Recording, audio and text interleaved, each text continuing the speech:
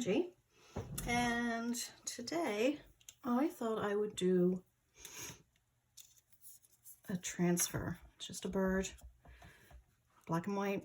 I don't have a color laser printer, so I did black and white. My printer's black color, but it's not a laser one, so but my fax machine is. So I thought I'd print some pictures off there. And I ran this out on my second to thickest setting. I got a piece of paper here because I want to burnish it to smooth it out. And then I'll show you how easy it is to do this. I might have to run it through my pasta machine again because I think yep, I'm going to do it one more time because looks like I dug into it. It took me forever to smooth. So anyway, now it's stuck nice on the table, but I don't need all of this either. So I'm probably going to do this size. I think I'm going to do this size. Let me put it on here. Yeah, that, and I'll do a border around it. That should be a good size.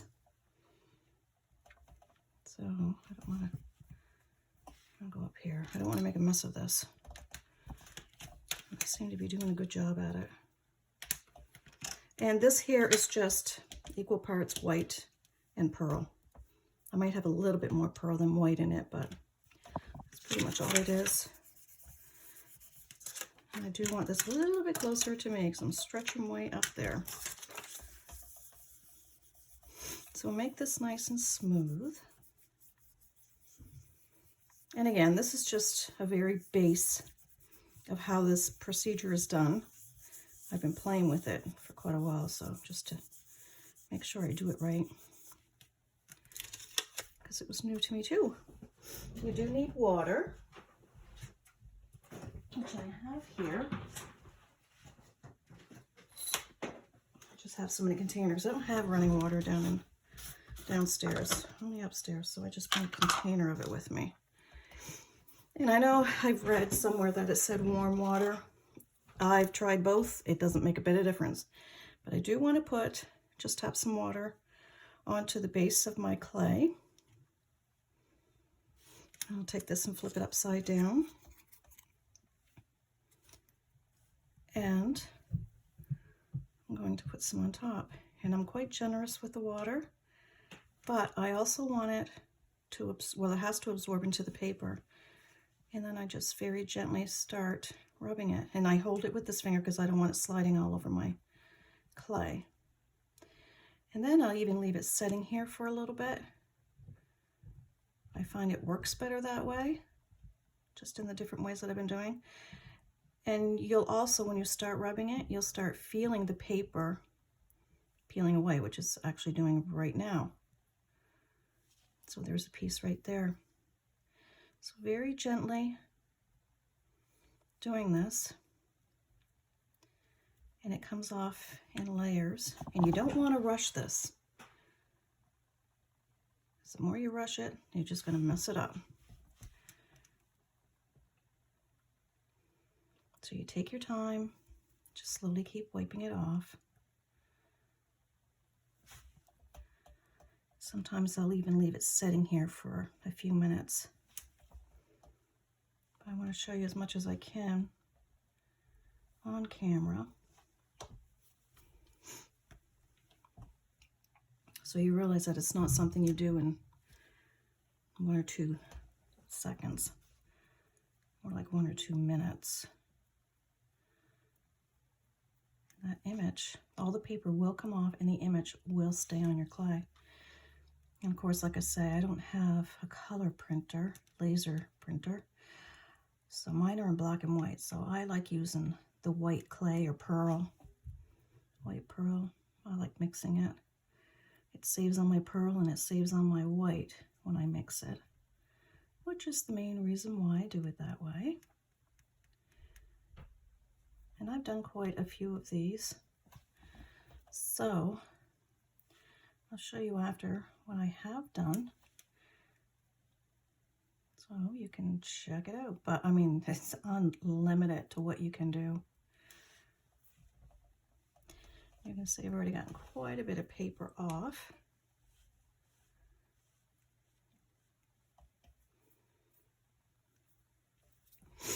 And then I'll just moisten it a little bit more. Delicacy is the main thing with this. You need to be very delicate. Well, to a point. I can't say that I'm being overly delicate. And where I don't have the color, I can always use pastels or mica powders to put color into this afterwards.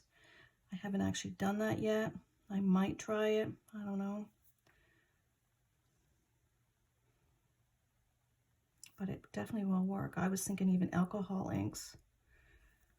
Because when it comes to this, I don't mind if it leaks the color into the other part of it or something. I think that kind of looks, you know, really natural, unique.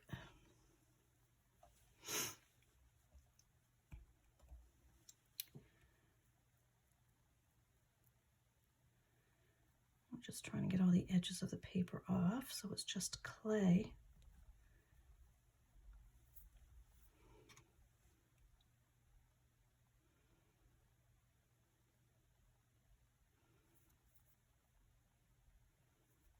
Pretty neat watching this when you're doing it, while you're doing it, because it's kind of like, oh, that's so cool how that just happened.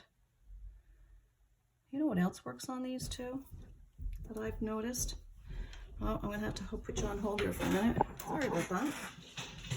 I was just interrupted, so now I'm back. So yeah, I was saying about Sharpies. And it's amazing the different colors you can get with Sharpies. So that's another option you could do as well. But with Sharpies, I do it after it's baked, not before. And I'm almost done here with my bird. Just want to make sure I have it all off.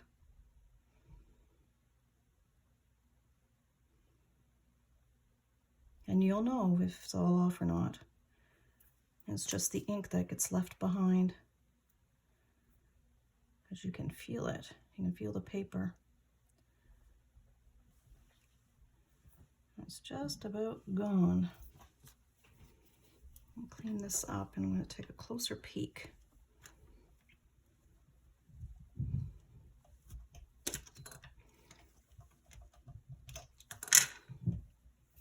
Yep, it's all gone.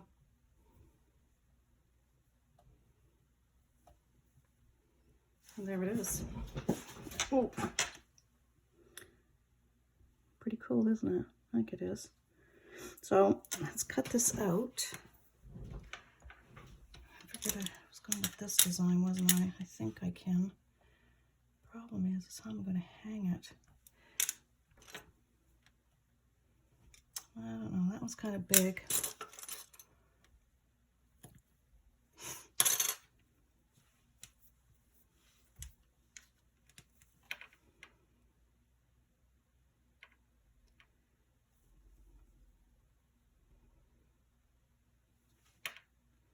I could hang it this way.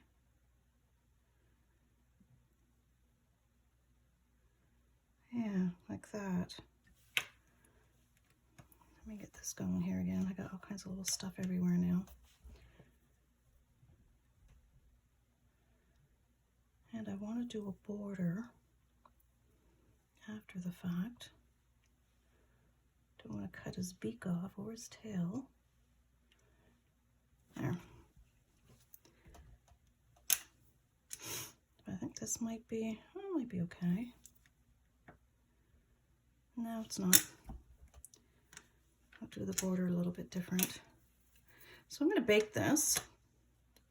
And again, this is going to have a few bakes before I'm finished. So in that case, I'm only going to put it in for a half hour. Because by the time I'm finished, it's going to have, yeah, probably 3 bakes. All right, so I'm going to bake that. And when I'm finished, I'll be back. All right, it's out of the oven. Clean off my blade here. And I'm going to put a strip of black around the outside of it. I'm just going to trim it up, and don't need it overly thick.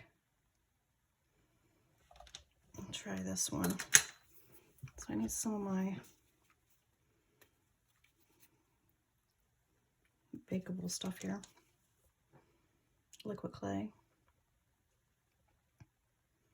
It's almost empty. This bottle's lasted me quite a while. That'll help it to adhere from the baked clay to the raw clay. And again, I'm going to start on a straight line here and wrap it around. I want it flush on the back because we will be putting a back on this.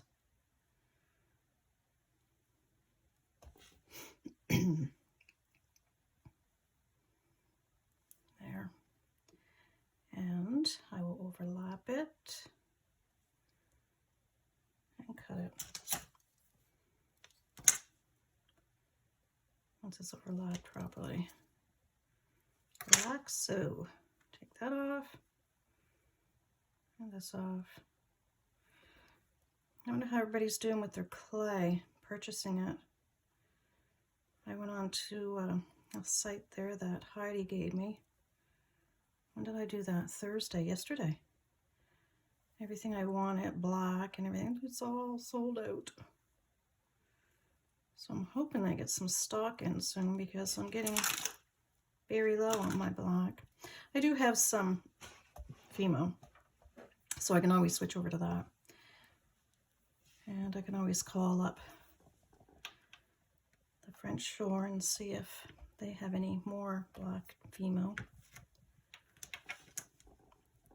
Now I want to roll that.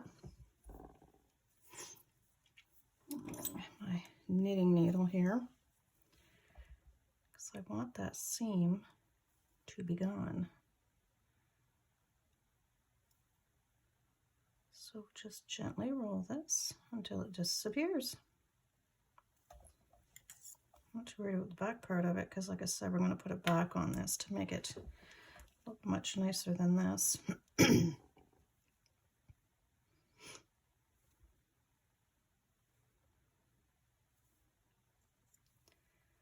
So imagine everybody's probably getting close to being ready for Christmas.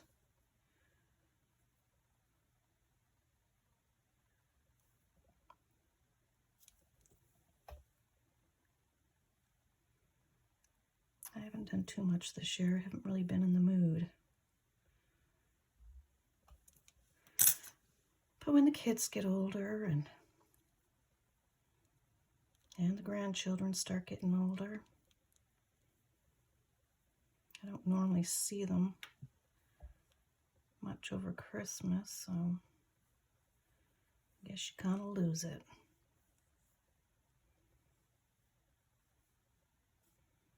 When my daughter was here, was it last Saturday, I think? Yeah, with the boys. That was really nice. It's nice seeing them.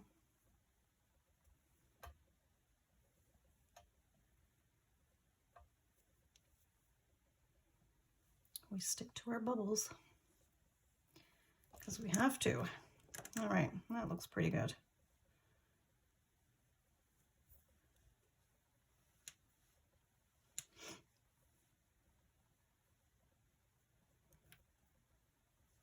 I think so. So I'm going to bake that again, just a half an hour. You know what? I was thinking of putting some color on this dude. I don't know if I want to, though. Maybe just a little red belly. I don't know. What do you guys think? Sometimes I wish I could hear you and your thoughts. because I have my Sharpies out. What's the worst that can happen? I'm doing it.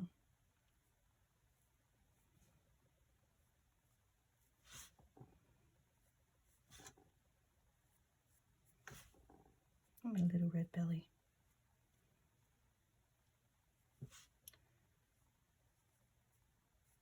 I could have waited till after I baked it, I guess, but I don't think it matters. We're going to find out what it does in the oven.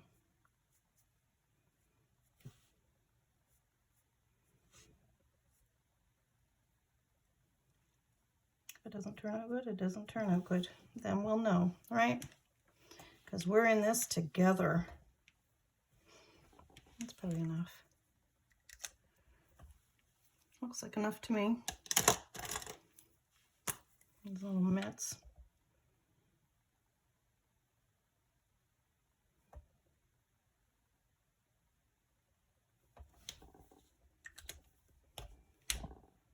Yeah, that's good enough. Let's see what happens to it. So when that comes out of the oven, we'll continue. All right, that's out of the oven, as you can see. So now we're going to work on the back. So I'm going to put some liquid clay on here. And yes, I have too much. So wipe some of that off. And I'm going to use this texture stamp for this. I'm going to spray a squirt of water on here so it doesn't stick. And I'm just going to push it in.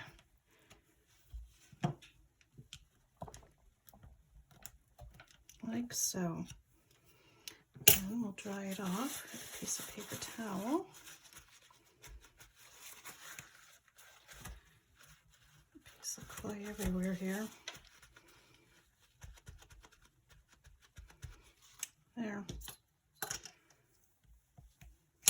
Whoops. Getting out of control I am. And making a mess at the same time. Okay, so we're going to put that there. Clean up my mess. Before I make a bigger one. And I'm just going to trim the clay around here. Sorry about the squeaky noise. Not doing it intentionally. There, that wasn't so bad. And now I'm just going to trim around the capuchon.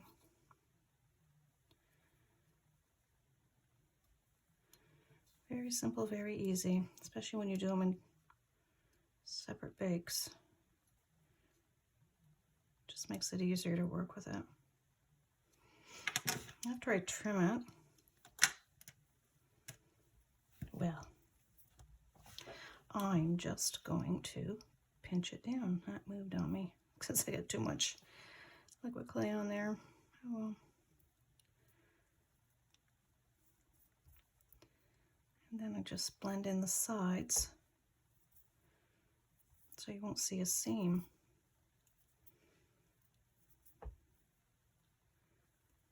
I also am going to take the stamp to the back again because I want to make sure that you can see the imprint good.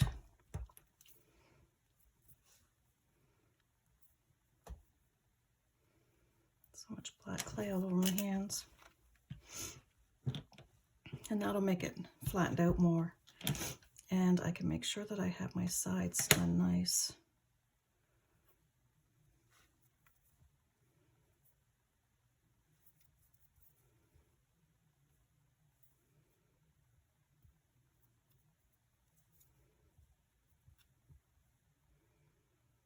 And I keep double checking to make sure my seams aren't showing.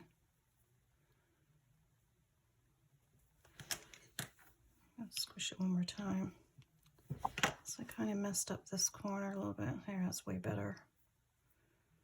Way better.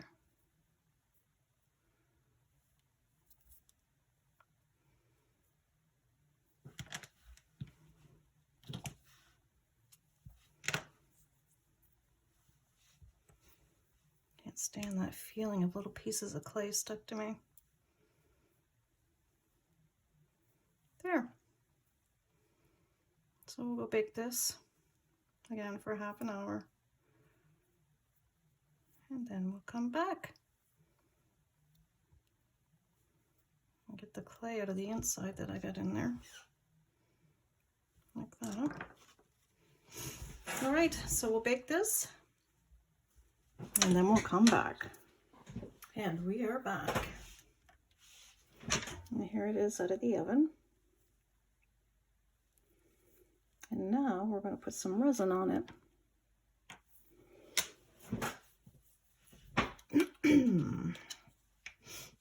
Just give it a little squirt. Oh, and for those of you who haven't seen my resin, this is what I use. UV hard resin. So I'm just going to put a little on and then swish it around.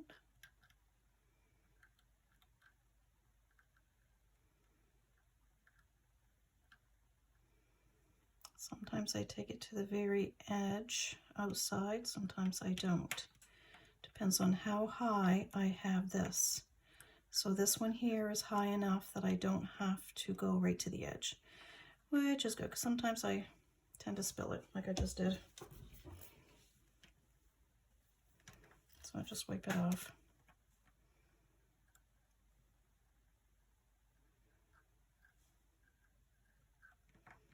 I'm definitely going to need more resin in here.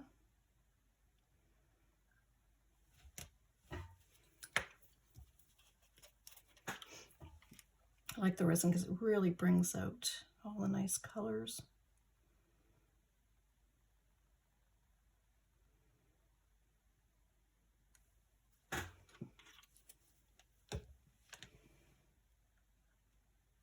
There, that's good.